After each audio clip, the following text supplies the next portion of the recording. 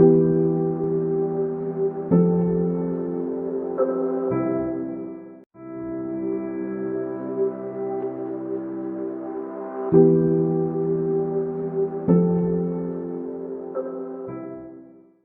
have done their work.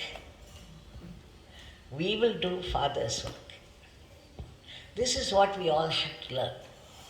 Whether you are an Advaitik sadhak or in the Bhakti Marga, you must know that everyone has come down to play a role. None of us truly exist. This is Maya. So many people with different biodatas, different names sitting together is Maya. But in truth, there is only one life here, one being here, one divinity putting on the costumes of each of us, playing our roles. It is He who is playing this role, the same He is playing this role, the same He is playing all your roles. He alone exists. Remember what Ramana said? There is only the self. So in Bhakti Marga, you do not know, but you assume that you are an instrument in the hands of the Divine. Because you know that God has created the whole cosmos with its infinite details, and you know how the whole cosmos is run with such precision, beauty, order, harmony. No two planets meet and explode. Everything is keeping to its place. We say in the Upanishad, the sun reports to duty promptly, afraid of the Parabrahman, the Supreme God. Everything in nature is doing its work, afraid of the Divine. In the Gyana Marga, we say, I am that. You know that the I is there at the root. Brahman Maharishi says, find out who I am. Who am I? So this I is there, the universal I is there pulsating right at the root. And with that universal I starts your breath also. Every breath comes from that Chit Akash, the space. And with the breath, the pulsating I also. So sometimes they say, if you cannot locate this I and put your entire being on it, find out where the breath starts and focus on that.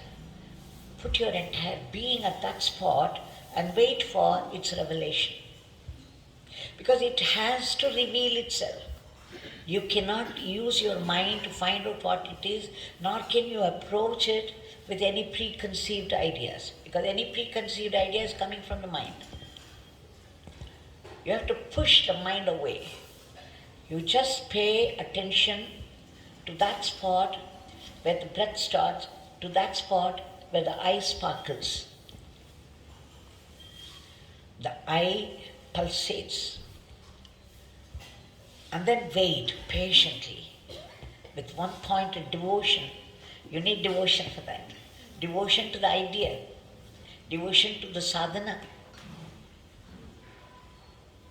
And then it begins to reveal itself. Provided you keep the thoughts away. So the thoughts come to you, why? Because you are attached to things. So the Gyana Marga, we say, the more and more thoughts, because the thoughts are all about objects or people we are attached to. Either we hate or we love them. And so the thoughts rush like the street traffic. So there it is like this. We need vairagya.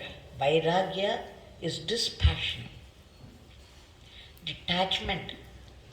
When you are detached to the world, there will be less and less thoughts, more and more concentration, more and more purity. And with that purity and concentration, you look at the spot I, and then this I begins to reveal itself. In Bhakti Marga, we know this I, we call this I he or she, the Divine Mother. or Arunachaleshwara. I call him Yogi Ramsuratkumar. So you can call the divine by your guru's name, or you can call him Narayana or Maheshwara. But he is there, and there's a space around him. It's called a Chittakash. There's a flame. You know, if you do your meditation very deeply, at one point you begin to see a flame here between the two eyebrows. Now that flame is nothing but the flame inside, and right in the center of the flame is Paramatma, the self, which Ramana Bhagavan referred to, the Supreme Father, Yogi Ramsuratkumar referred to, the Divine Mother, Ramakrishna Paramahamsa referred to, is there. That tiny, tiny, tiny, invisible spot of consciousness, supreme consciousness.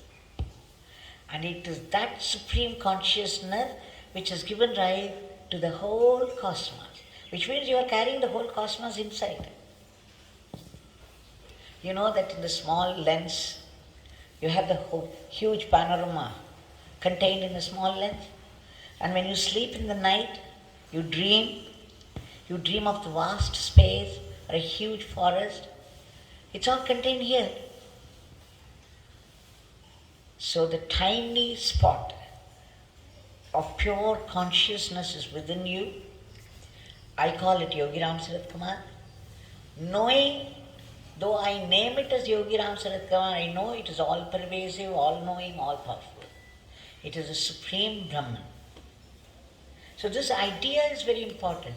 Whether you worship a personal God or you worship the self inside, the awareness that it is all pervasive, all knowing, all powerful, the supreme Parabrahman. So, what is the difference? You understand? Only thing is the path. We say he, oh Krishna, Krishnarpanam. As an instrument, either I should think that he is activating my breath.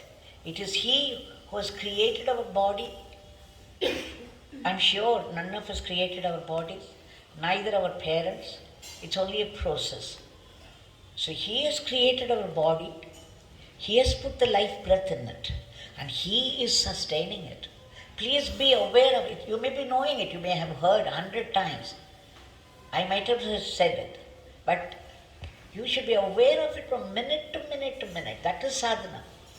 Being aware that it is he inside, he is breathing. He has put the breath in me. And your breath is knocking at the door of the pure consciousness 21,600 times every day. Where you are trying to get in, they don't give you the pass for that easily. God doesn't allow you in. He waits for your sadhana to reveal himself.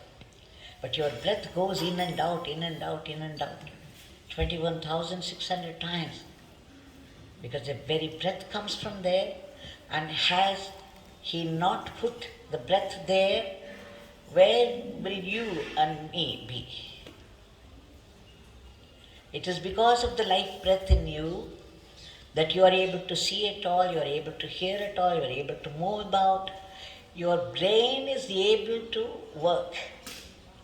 How can you run your life otherwise? The brain is only an instrument. Who is activating the brain? Who is putting thoughts there? You think that you are thinking? You try, go and sit in one place and say, look, I want to think about it. And see what comes. Slowly the modern science is finding out the thoughts come and the brain merely recognizes it. And then the brain understands this is good thought, this is bad thought. The recognition comes a fraction of a second later. Until then, they are there. The Upanishads say that the flame inside, the vasanas that we have experienced, impressions of the past lives, they are all stored inside Next to the Paramatma, the Paramatma is there, and Paramatma is situated in the Jivatma. You don't bother if you don't understand. And this Jivatma has all the vasanas well safeguarded. Because this is the source for the continuity of creation. Two things that God employs. One is the storage inside, the storage of vasanas that you have gathered from birth to birth to birth. The other one is the law of karma, relentless. It doesn't spare even avatars, Rama or Krishna. It doesn't spare Shiva. If you go through the Puranic stories about Shiva, Puranic stories of Brahma, the avatars, you will know how they had to pay for their actions. So in both the cases, be it Gyana Marga or Bhakti Marga, the awareness is very important. In Bhakti Marga, you say, it's my personal God sitting inside me is activating everything. He is activating my breath. He is putting thoughts into me. He is speaking the words through me. Or if I think that I am doing it, I am speaking his dialogues meant for this role. You ask the director, you know that when he stages the drama, he gives dialogues to every character. And you, on the stage, you have to speak only those dialogues. The hero and the villain, they don't exchange. Right? You have to keep to your role.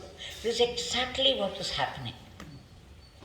Whatever marga, whatever path that you follow, if you understand that this Maya, Brahmam Satyam, Jagat Mithya, this world is Maya.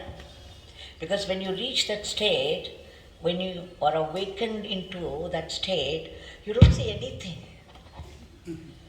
There is no manifestation at all. There is only pure.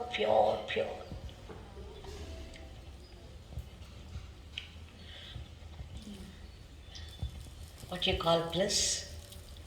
Peace. A deep peace. Filling every pore of your being. You won't be aware of your own body. You won't be aware of anybody. You won't be aware of this world. You will have to search for this world. Where is this world? Where did it go?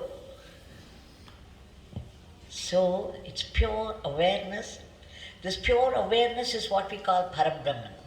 Para means supreme. Brahman is that supreme consciousness.